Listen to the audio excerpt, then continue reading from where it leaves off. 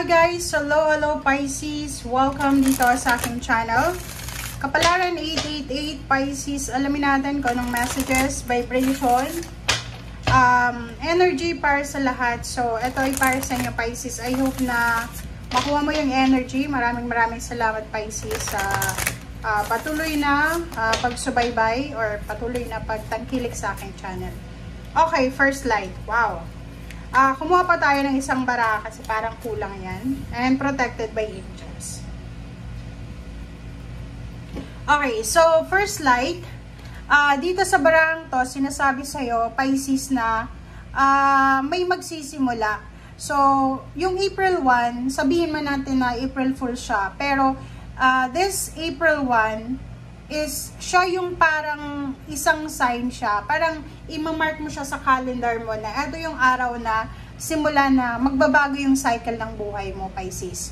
Pwedeng yung iba, nasa ibang bahay ka na, ibang residence, lumipat ka na ng bahay, lumipat ka na ng lugar, lumipat ka na ng bansa, or pwedeng yun, nag-relocate ka na, bago na yung zip code mo, bago na yung trabaho mo, bago na lahat. So, nakikita natin dito na it will mark the new beginnings or new cycle, new stage sa buhay ng isang Pisces. Pwedeng magle-level up ka. Okay? Okay, next card natin is protected by angels. Protected by angels, you are cherished by the angels. So, yun. Kung isa kang Pisces na masyado kang natatakot, masyado kang nag-aalala, dito sinasabi ng baraha sa'yo na huwag kang mag-alala kasi ikaw ay protektado ng angels. Ikaw ay protektado ng iyong spiritual helpers, ng ating Panginoon, ng ating universe. So, etong new beginnings, sabihin natin na etong new beginnings na itong magsisimula sa buhay mo, ay huwag kang dapat matakot dito, Pisces. Kasi, di ba, minsan, pag may mga nagsisimula sa buhay natin, natatakot tayo kasi parang iniisip natin, hindi natin alam kung saan ito patungo. But dito sinasabi, anumang magsisimulang cycle sa buhay mo, huwag kang mag-alala kasi you are protected, you are guided. Okay? Okay, Pisces. Thank you. Tingnan natin dito sa second deck mo, Pisces. So, it's general reading. So, gamitin natin ang ating intuition sa panonood. Okay, ano ba yung first week mo, Pisces?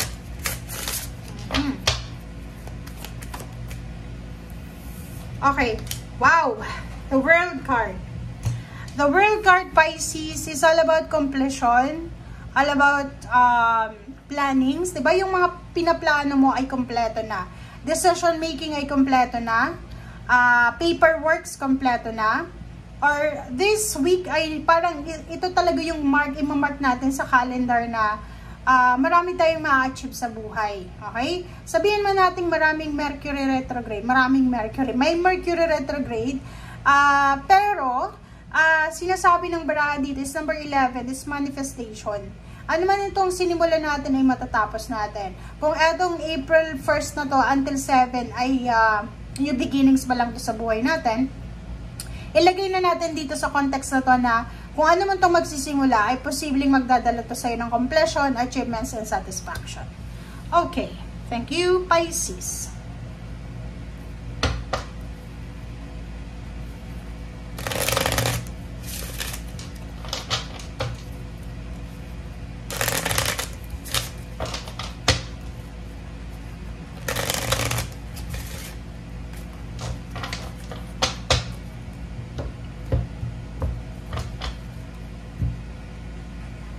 Okay, first card natin is Three of Coins. Three of Coins is all about business.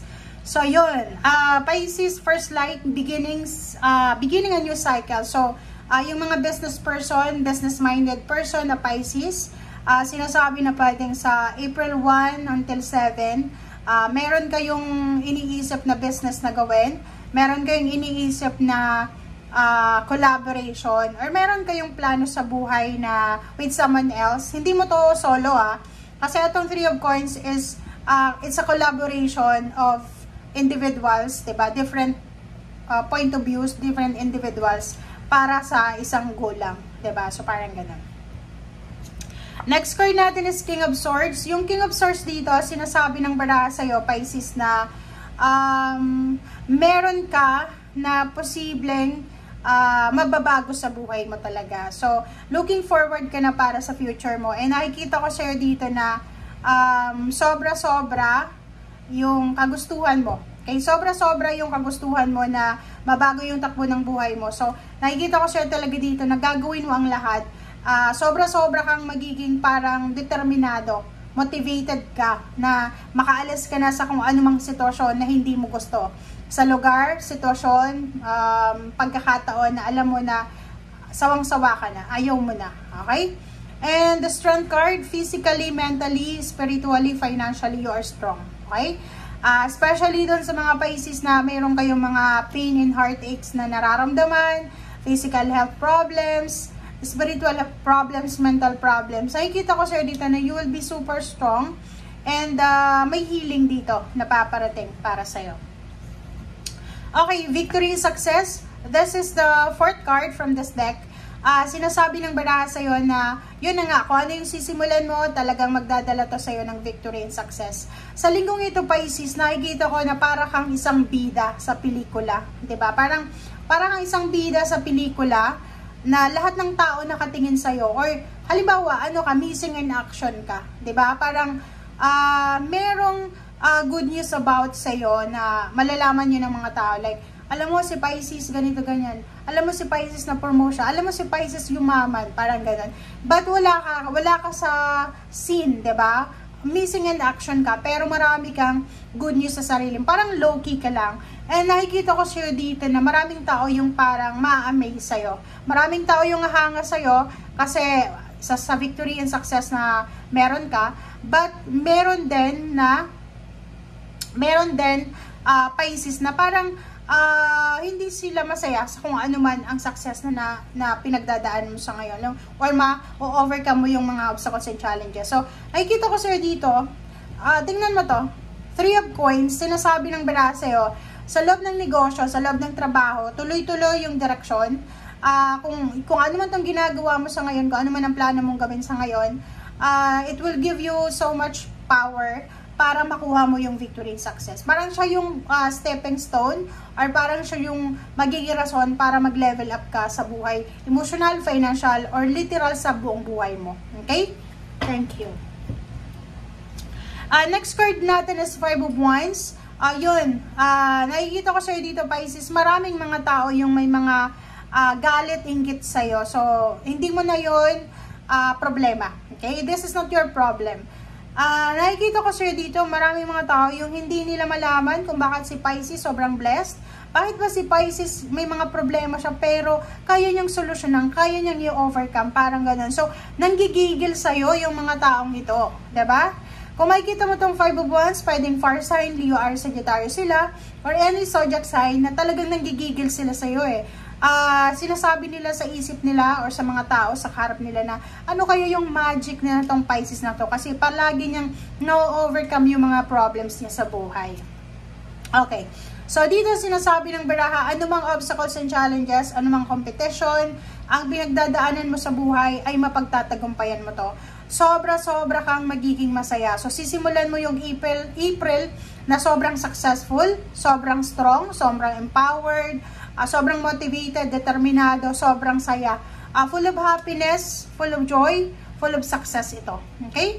And next card is 3 of Swords. So nakikita ko sa'yo dito na yung iba na Pisces, since you're water sign, medyo emotional. So pwedeng makaramdam ka ng ano yan. Makaramdam ka ng galit, hinanakit, but doon tayo sa positive side. Isipin mo na marami kang blessings na natatanggap sa ngayon. So, kung may mga taong ayaw sa'yo, hayaan mo na kasi hindi mo naman kontrolado ang lahat. Hindi mo kontrolado kung magugustuhan ka nila or ayaw nila sa'yo. Basta, gawin mo lang kung ano yung nararapat mong gawin. Okay? Okay, next card natin is Ace of Coins. Diba? Talagang maraming tao yung magagalit sa'yo dahil sa success mo. Dito, Pisces, ano man itong sisimulan mo, trabaho man yan, negosyo man yan, financially talaga to, pag may usapang pera, talagang sobrang successful ka dito. Okay? And next card is Nine of Cups. So nakikita ko sa'yo dito na ano man itong financial openings or financial new beginnings na darating sa'yo, ito ay posibleng magdala sa'yo and the rest ng family mo or ng loved ones mo ng kaligayahan. So parang ang nakikita natin dito, Pisces, etong trabaho na to or etong negosyo na to, etong income na to, etong lump sum of money na to, na etong financial windfall na to na darating sa'yo, yan yung pinagpipray mo and with your family na pwedeng magdala sa inyo lahat ng sobrang kaligayahan. Okay? And last card natin is the World card. Boom! Diba? Yung the World card na yan, Pisces, nagsasabi sa'yo na ang lahat ay tapos na. Okay? May matatapos ka, may makakompleto ka. Pwedeng malapit ng graduate yung mga anak mo, malapit ka nang mag-retire, malapit nang matapos yung contract mo, malapit ka nang umuwi ng Pilipinas. Lahat ng pwedeng kompleto, achievements, satisfaction, fulfillment ito na mararamdaman mo. Okay? No more worries, no more fear. Nakikita natin na sobrang successful ang linggong ito para sa'yo. So maraming salamat sa panonood, Pisces. See you again. Bye!